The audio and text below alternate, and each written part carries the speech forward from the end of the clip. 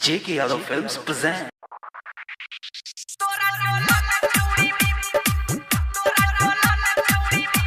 JK Yadav Films.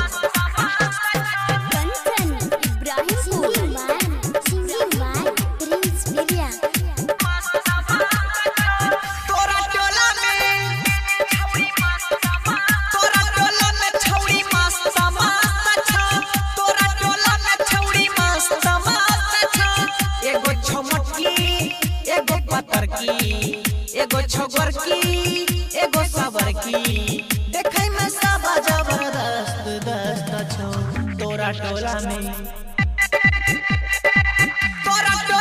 छौड़ी मस्त मस्त छौ तोरा टोला में छौड़ी मस्त मस्त छौ तोरा टोला में माला मस्त मस्त छौ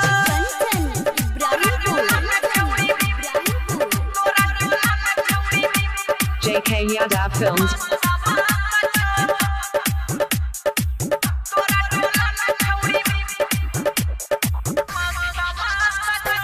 छौड़ी दुपहरिया में हमरा बोले लगो और हनी हटाई के रानी सब कुछ देखे लगो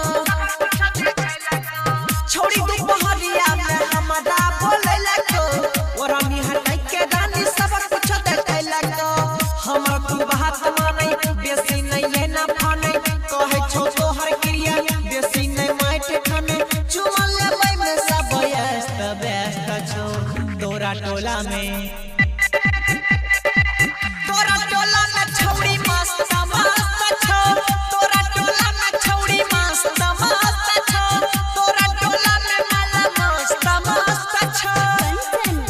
JK Yadav Films.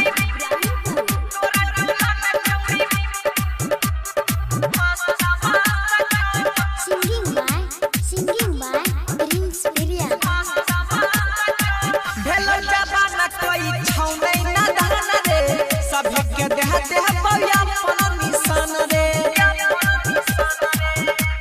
आहा रे भेलो जबाना कोई छौ नहीं ना दाना रे सभी के देह देह पया अपन निशान रे टोला में सबके कहे आदत संभाल लेतो छिए रंगवा बदनायक सबके उड़ाए लेतो राइटर दरभंगिया प्रिंस बाबे छौ तोरा टोला में छौड़ी मस्त मस्त छौ तोरा टोला में छौड़ी मस्त मस्त छौ तोरा टोला में माला मस्त मस्त छौ JK Yadav Films.